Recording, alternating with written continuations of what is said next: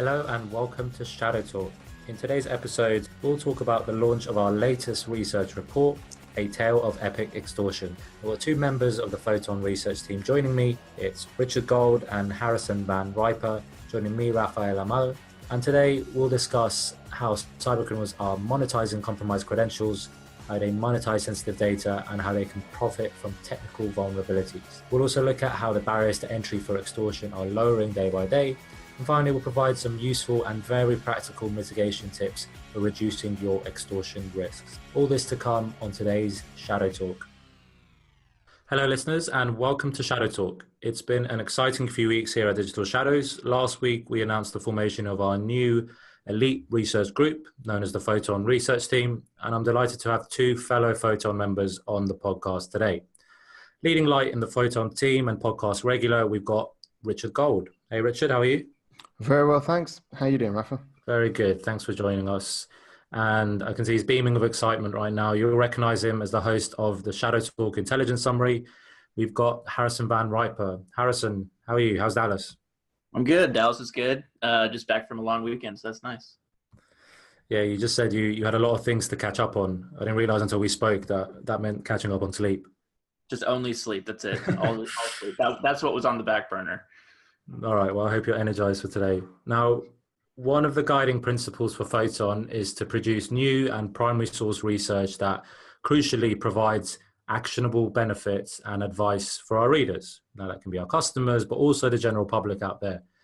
And what we've done is this week we've launched our first research report authored by the Photon team. It's called A Tale of Epic Extortions, and it focuses on how cyber criminals manipulate us online and how they profit from our online exposure.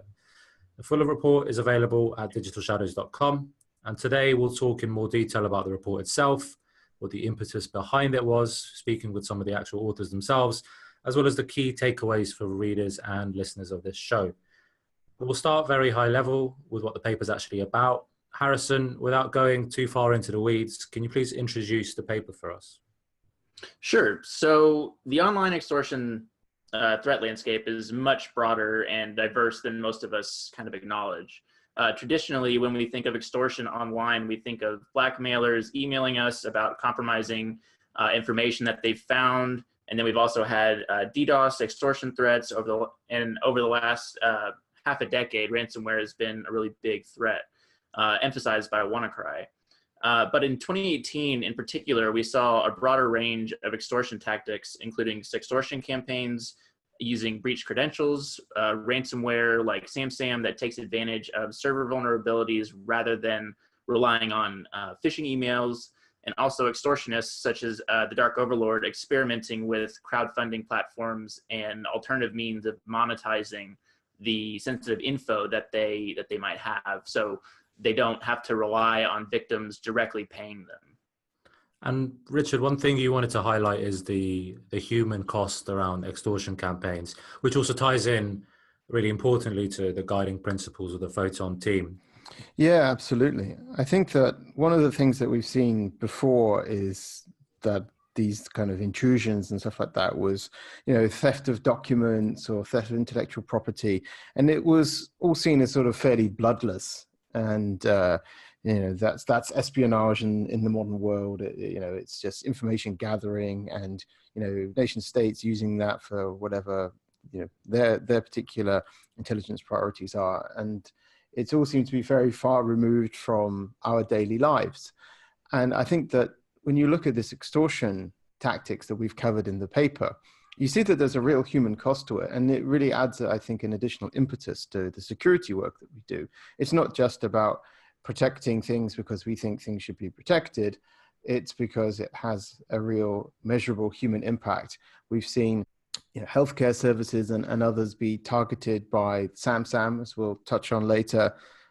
We've seen regular people be victim of the sextortion campaigns. And I think that it's really surprising and quite terrifying, really, like how much people are affected by this. So I think that adds a real, dimension to the work that we haven't really considered too much before. Yeah, that's really well said, Richard. And so let's look at some of the main extortion campaigns campaigns in 2018, which we highlight in the report. As you said, Richard, these can be quite threatening, intimidating, a bit overwhelming as well when we just look at the sheer variety of different techniques out there. I mean, we tried to find some patterns and break things down. And one thing we did is we said, well, look, there are at least 3 chief ways that extortionists can abuse our digital footprints and perform their extortions. At least from the examples that we've selected. The extortion landscape is so broad, as Harrison said at the top of the episode.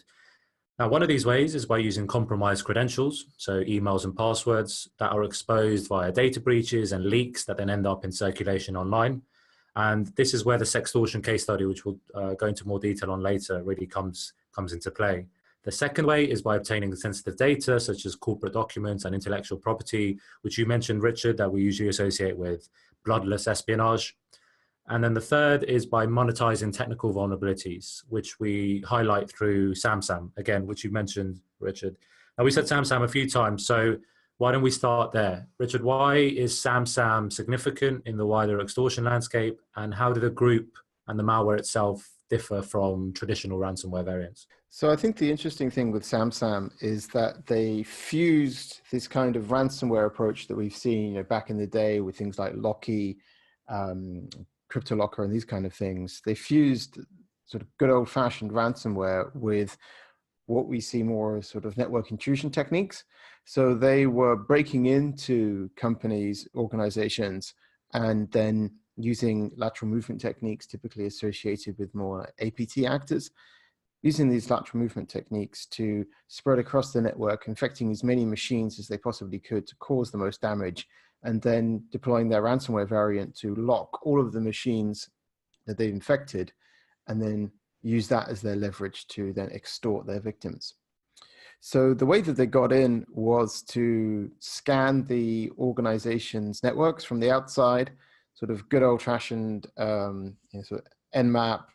I'm guessing they also used passive tools like maybe Showdown or others, and look for vulnerabilities. They've been known to exploit JBoss and others, and also RDP. So rather than exploiting, with an actual sort of memory corruption exploit, an RCE or something like that, they were using brute force, using well-known public tools, NLBrute, for example, to figure out the passwords to get onto the machines. And once they got onto the machines, dropping their own tools and performing reconnaissance on the internal network, and then moving inside, as I mentioned, to compromise as many machines as they could. Now, I think one of the real takeaways from the way that SamSam operated is that they relied, as I say, almost exclusively on public tools, on open source tooling. We've detailed a lot of these in the report, but things like Mimikatz, as an example, and other frameworks. So in order to protect yourselves against this class of attacker, it's in some sense, it's actually quite good, because you can get all of these tools yourself, run them, and see what happens in a safe and controlled way, of course. So, probably not in a production environment. A nice little test lab would be perfect, but you can get a pretty good approximation for these attackers' capabilities and their tradecraft from looking through the indictment and additional open source reporting that we describe and in our paper, and then looking at the tools themselves and then trying them out in your own environment, see what gets detected. So that's this kind of purple team approach where you take both the offensive and defensive side together, and something we're big fans of at DS. Yeah, as Richard said there, we have provided information on a lot of the open source tools that were used by the SamSam group. I know Richard and team had a very fun time playing around with those as well. Now, Richard, one thing I wanted to clear up is, if we look at the range of organizations targeted by SamSam, so you mentioned multiple healthcare providers, we've got local government departments, we've got medical centers, we've got the Port of San Diego as well. Can we classify these as highly targeted attacks, or I don't know, how would you define the way they're going about picking their targets? So I would say that they are opportunistic in their targeting. They are targeting the organizations because they can get in. So if they found a vulnerability that they could exploit, like this JBoss one, as I already mentioned, or if they found their way into an RDP server that belonged to a particular organization, and the organization looked like it had a lot of machines inside their internal network, looked like you could move laterally inside of it without being picked up by some EDR or other system, then I think they would consider this to be a good target. So they did quite a bit of analysis work to see whether or not the target would be suitable. So I think it's kind of like a hybrid. It's targeted in the sense that they went after specific organizations, but they were targeting the organizations because of how they were structured, what their security architecture looked like, whether or not they had vulnerable systems that they could exploit. So basically they were looking for, and they're functioning like predators do in nature. They were looking for the weak ones in the herd, the ones with the poor security posture. Yeah, and I guess that just really emphasizes why it's important to work on reducing your attack surface, right? If the Samsung Group are actively performing this type of reconnaissance and monitoring to try and find out who the most appropriate targets are, then in a weird way, in a twisted way, there are things that organizations can actually do to make themselves less of a target, right? Absolutely. And it's a truism, but you can't attack what isn't there. And it sounds, kind of like some sort of kung fu saying from some like 1970s TV show, but grasshopper, it is really true. So if you don't have your IDP servers exposed to the public internet, if you do patch your externally facing CMS systems, then you are going to be less of a target. And this, as you say, this attack surface reduction is absolutely the name of the game. It's crucial, and it is very effective in mitigating these kinds of opportunistic attackers. So speaking of another type of attacker, Harrison, let's move on to the Dark Overlord. So we've used the Dark Overlord as a case study to look at how cybercriminals monetize sensitive data, be it corporate documents, be it source code, be it intellectual property. So Harrison, give us an overview of what's significant in this section and why the Dark Overlord in particular we've wanted to look at. Yeah, so I mean the Dark Overlord, or we lovingly refer to them as TDO, kind of reemerged in the latter half of 2018 and sort of had a different style of extortion that they were kind of peddling. Originally TDO had appeared on the Real Deal market before it had closed, and then now we see the group reestablishing themselves on criminal marketplace. I guess you should say a criminal forum, Kick-Ass, and basically trying to start selling their data again and not necessarily going directly after companies, which is what they've been seen doing in the last, 2 years or so. So it was an interesting kind of case study to look at, deep diving into the group and how they're kind of capitalizing on this idea of crowdfunding their extortion demands. This is something that we can kind of dig into a little bit, but with the creation of crowdfunding platforms and the success of these crowdfunding platforms like Patreon and Kickstarter, that's something that can be kind of applied to a extortion demand, and it's kind of what we've seen with TDO, and then also in the past with shadow brokers. So TDO had stolen documents related to an insurance provider who was basically maintaining litigation and maintaining kind of ongoing legal proceedings regarding several of the buildings that were affected during the 9/11 terrorist attacks in the US. And TDO had essentially tried to extort. They stole these documents, then submitted a demand to the company, basically stating that we'll release these documents and we'll show some sensitive details and some ongoing background details regarding the litigation unless you pay up. And since they the thought is that the company didn't pay, and then TDO eventually moved to this new way of publishing the details and then making money off it as well by crowdfunding it and having different layers that people would submit money to their Bitcoin wallet, and then they would eventually release the data that way. So I guess, the reason this is significant is what you alluded to there. It's providing alternative forms for extortionists to make money and to profit from what they have. You said before how the Dark Overlord started on the Real Deal, a forum selling sensitive data or databases. Then they became more famous for extorting victims directly. Now it seems they've gone back, well, at least they were on Kick-Ass. We should say Kick-Ass at the minute is non-operational. It might have been taken down. We're not 100% sure. but they had a dedicated section on Kick-Ass where they were selling individual data sets. So they would sell intellectual property from company X, corporate files from company B, like that, and you would bid individually for each one.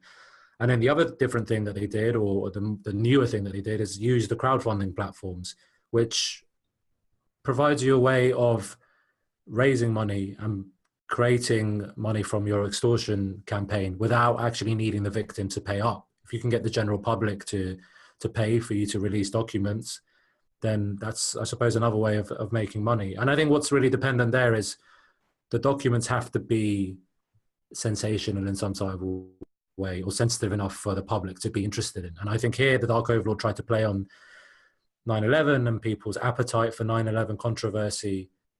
But I mean, we've seen some of the files themselves. It's very difficult to find clear-cut controversy within those files in itself. So I guess it's a bit of exaggeration and smoke and mirrors from the Dark Overlord in this instance as well.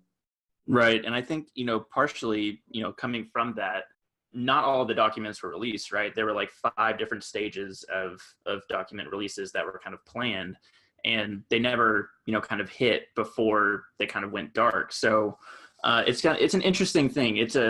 We'll see kind of whether or not other threat actors will take on this model. I mean, again, it's not TDO is not the norm for I would say, most threat actors, but they are very high profile and they get a lot of attention.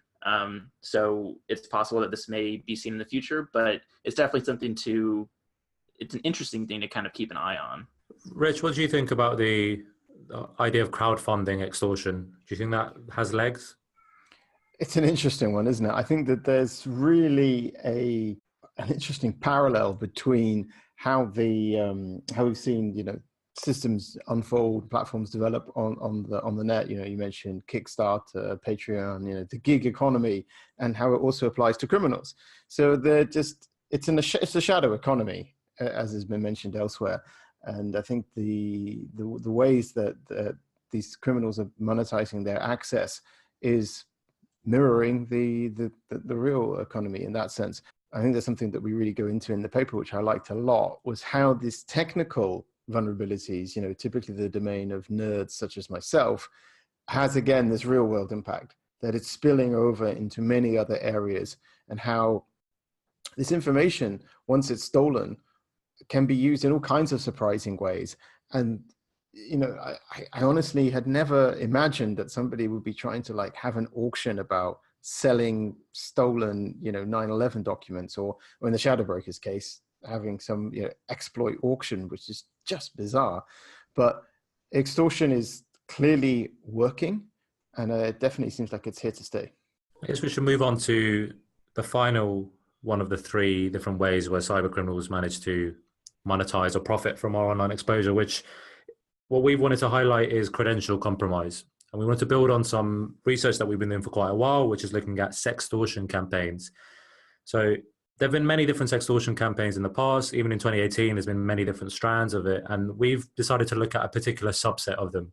Specifically, we were looking at sextortion campaigns where compromised credentials were involved. And we've blogged about this previously.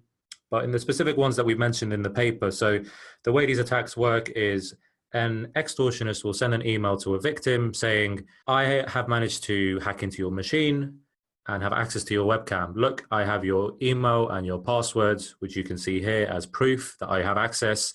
And I've actually managed to record you and your online browsing activity. I've managed to record you viewing adult content online is usually the type of lure that they go for. Now, what they then do is they provide a Bitcoin address and they say, look, pay money into here, otherwise I'm going to release this information out to your loved ones and you'll be embarrassed and you might have problems at work, etc. We can all imagine different thoughts that go into people's heads with that. Now, what's interesting for us here is firstly the scale of the campaign. So just in that particular subset that we saw close to 800,000 different attempts being made to around 90,000 different victims. This was over a few months. This was between six and 7 months. Now, what was also interesting is that these credentials that were being used in the emails were all publicly available. So these appear on anti-public combo lists, on the exploit IN breach as well. If you Google some of these emails and you Google the email address or the password, you'll see many different pastebin sites where there's just a whole long list of these credentials where they're just being circulated around, and people aren't even paying for them anymore. That's how widely available they are. So this is an example of a very opportunistic attack where extortionists are emailing as many people as they physically can and just hoping that a handful of people bite and pay up, and then they can make money that way. And they're abusing what's already out there. Rich, do you want to chime in on that? Yeah, I think one of the other things that we saw on that was how people, again, going back to this point about exploiting the technical side of things, that people would start to include, oh, I exploited your machine with a CVE or with and it would be something like some Cisco DOS, as if people have routers in their homes for this kind of stuff, which is kind of bizarre.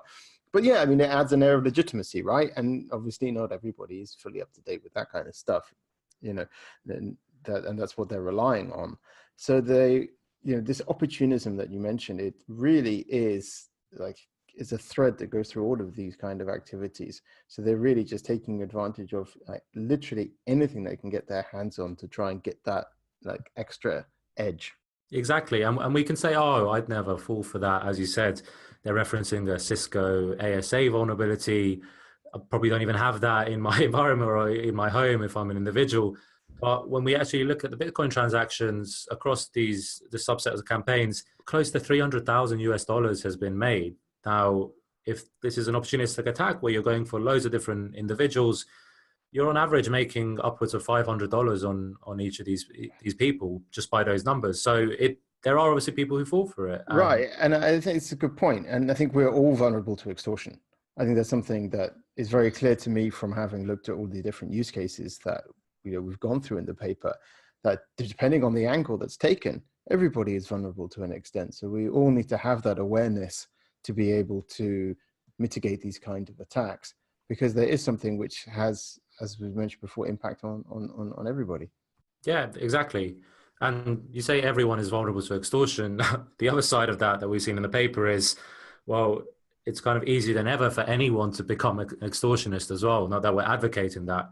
We're just trying to show how the barriers to entry are actually lowering every single day. One reason, as we're highlighting in the paper and we're highlighting now, is what we do in terms of our online exposure, how we mismanage it, or how our credentials end up out there. But the other side of it is extortionists communicate. There are communities for extortionists to share knowledge, to trade with each other.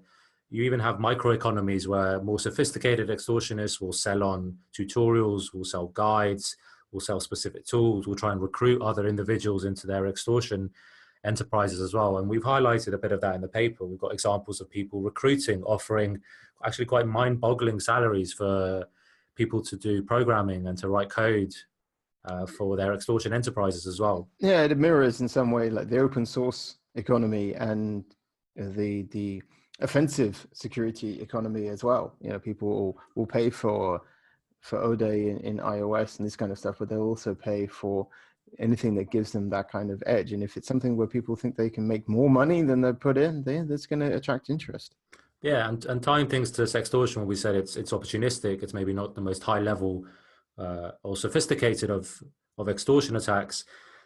But for me, in my mind, one of the most difficult probably things for a novice extortionist to do is to find that type of data that you can extort someone from, or the compromising material, if you're not going to be very opportunistic.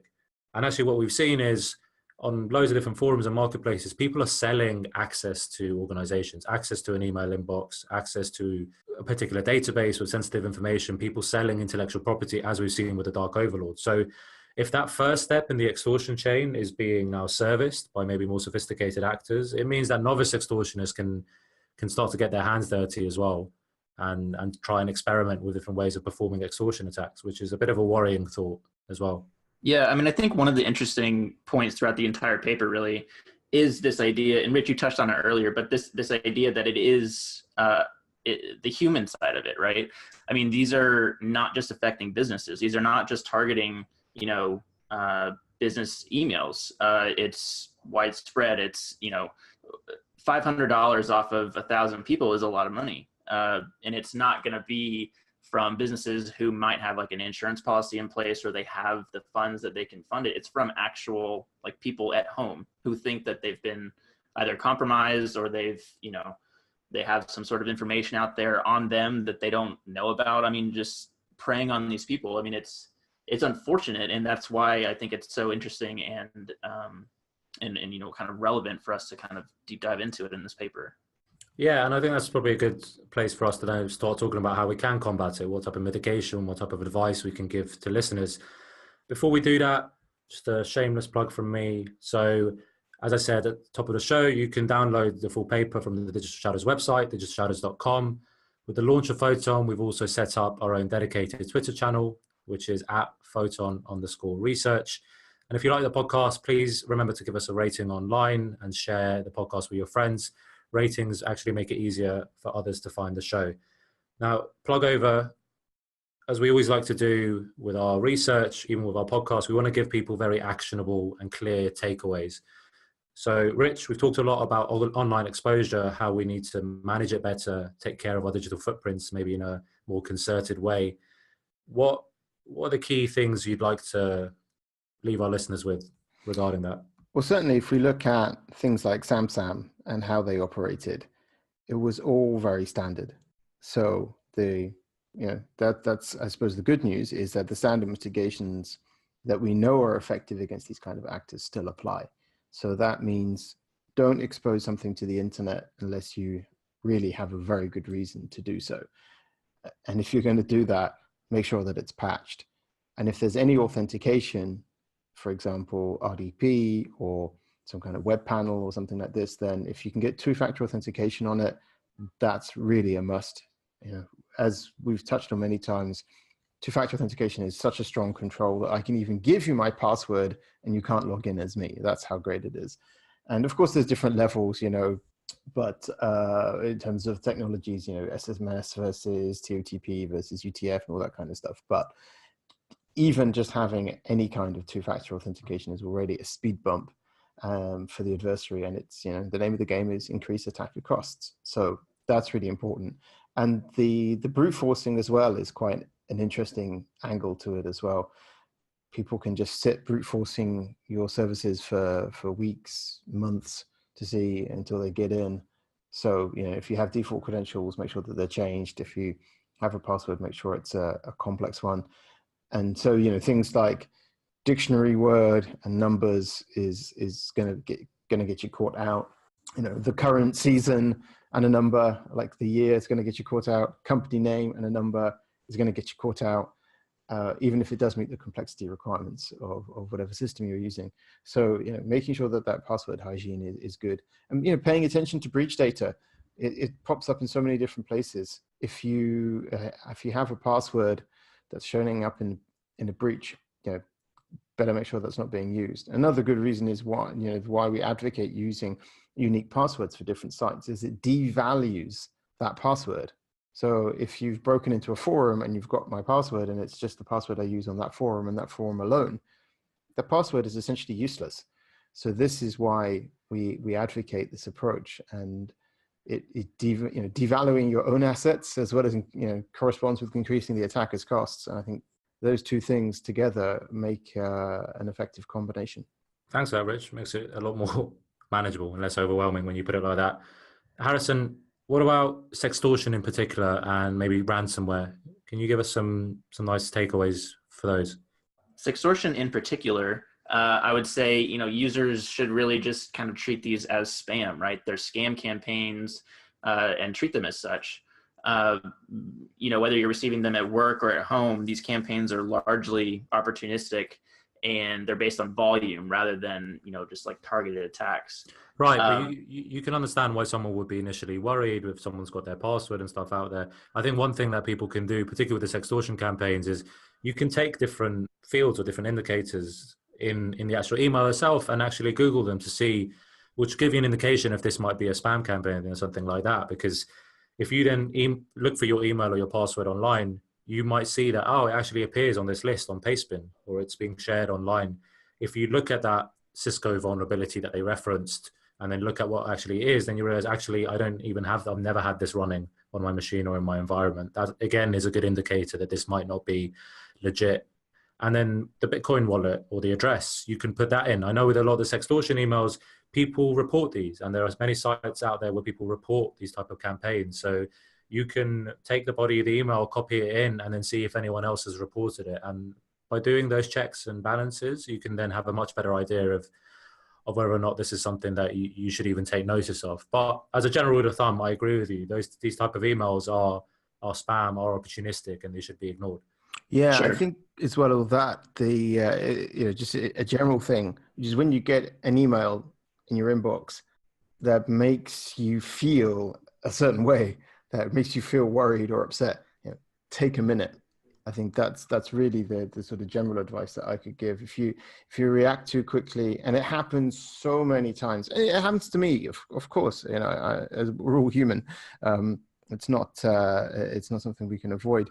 But if you take a minute when something comes in which upsets you like that, or something really unusual, something you're really not expecting, something that's really completely out of the ordinary, I would say it's okay to take a minute and just calm down, and then in the cold light of day, try and have a look at it. Or I mean, it's difficult to say, but if you can get somebody else to look at it, if you feel comfortable enough, then that's it's a second pair of eyes. That's always helpful. Of course, the extortionists know this, and they know this is a danger, so they take all of these steps to make sure that you will be isolated from other people and from people who can help you, your IT security support staff and so on at a company.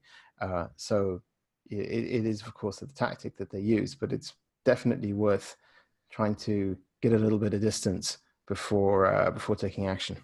Yeah, for sure. And I mean, you mentioned the, kind of the IT security side of it. So there are technical kind of mitigations that you can put in place. So things like a sender policy framework or implementing DMARC and DKIM into your actual environment that can help against email spoofing in general. Which is one of the main tactics that we saw used in these sextortion campaigns.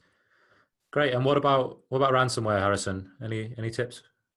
Yeah, so I mean, ransomware is something that we've said a lot of, but I think it's still relevant because I don't think very many people have a confirmed ransomware playbook, right? If you have kind of steps in place for how to approach a ransomware incident, that will help you greatly in kind of incident response and what to do next. Preventing ransomware from getting into your infrastructure is a more technical challenge, and maybe Rich can give you a little bit more details on that. But I would say from a preparation side, it's definitely key to have kind of a playbook and ready to go, kind of who's going to be responding to the incident, who's going to be in charge of certain areas, in charge of, releasing things to internally. And then also if there's, sort of any sort of disruption, who's going to be informing customers and informing, general population, things like that. So definitely a playbook is key. Yeah, that's a really good point. And I think as well, deciding, do you plan to pay a ransom? This is a really horrible question. And there's, obviously a lot of commentary on the Twitters about, whether or not you should. I don't think it's our place to be prescriptive. I don't think there is a one size fits all solution, but, you need as an organization and as an individual to have a decision, what you want to do in these cases should something happen, and that can help you guide how you want to respond. But if you're trying to make that decision in the heat of the moment, going back to my point earlier, then that can lead you down the wrong path. So that's one side of it. And then from the technical side of things, a lot of the ransomware campaigns that we see being distributed via email are relying on the standard tricks of getting the users to enable macros, DDE execution from Office documents, these kinds of things. So the standard attack surface reduction advice that are present for dealing with Microsoft Office and PDFs and other document file formats still apply. And also credential phishing from emails or malicious links in emails, the standard advice also applies there, making sure that you're going to a site that you actually expect to go to.